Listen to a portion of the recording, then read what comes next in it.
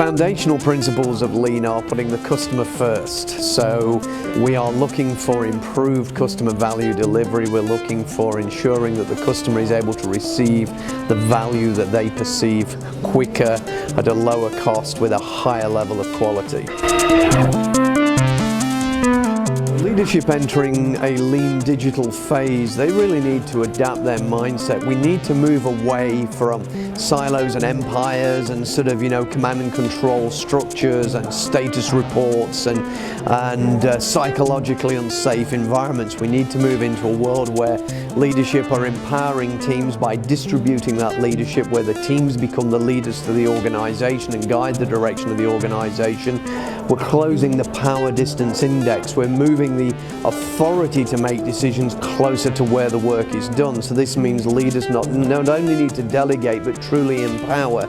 And then those leaders themselves, to understand what's happening in the organization, need to get into the organization, to go to Gemba, to go to the real place where the work is being done and understand how the work is executed, and to start being support mechanisms for those teams who are delivering that value, and to start to give the teams focus on goals and shared sort of visions, and to be able to enable those teams to be able to perform effectively, as opposed to just managing teams. That leaders need to stop managing work, stop managing people and manage work instead.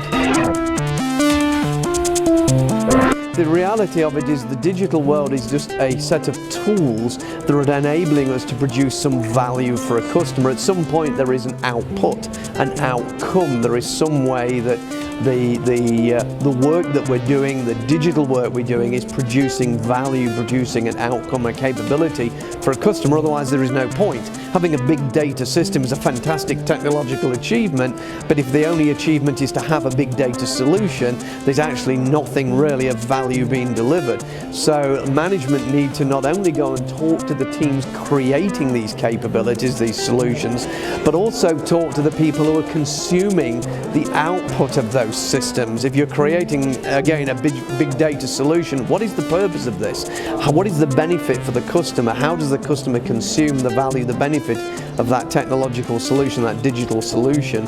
And so the managers need to be talking to the teams, as I say, who are creating this value, and also the people who are consuming this value.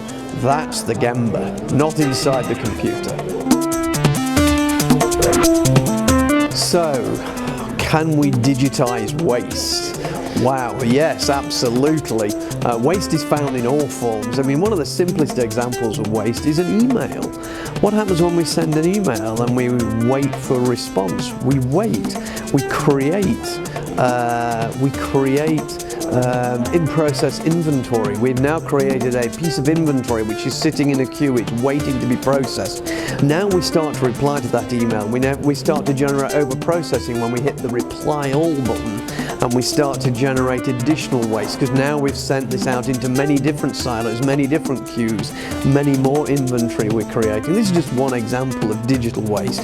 So the first thing we need to do before we start digitizing a process of delivery or a product or a service, we need to still understand how we deliver those products or services, and not simply take our existing silos and digitize them or put them into some sort of electronic tool. What we need to do is we still need to understand the waste, we still need to understand the efficiencies, and we still need to be able to understand how we can eliminate those wastes before we're applying digital tools. One of the common examples in the agile world is that people rush to use a tool like Jira, but they don't optimize their processes. They simply put those processes as they are into a tool and create an electronic version of a poor manual process. What we actually want to do is not become sort of the tool becoming our master. We need to have the tool serve our needs and be able to produce the abilities for us or the improvements for us. So we must ensure we focus on eliminating poor process, a sub-optimized process, before we digitize that process.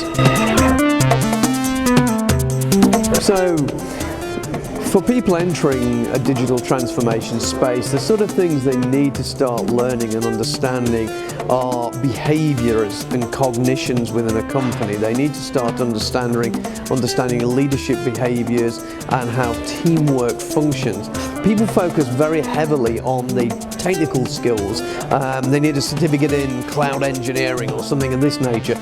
But unfortunately, what the surveys are now showing is that there is a huge skills gap in complexity thinking, in leadership, and in team working. These are the skills that people need to learn because these make them more capable, more adaptive, more effective. Lean hasn't changed. Lean is still lean. The fundamental principles of lean are still there. Customer first, respect for humanity, eliminate waste, and the pillars of Judoka, which is the sort of built-in quality, and just in time, which is the elimination of all waste. Add to that continuous improvement and respect for people. These concepts, these philosophies have not changed. We're simply moving into a different technological space. We're moving into an area where the tools rather than mechanical are now digital, where the systems rather than sort of electromechanical or mechanized are digital. The principles are the same.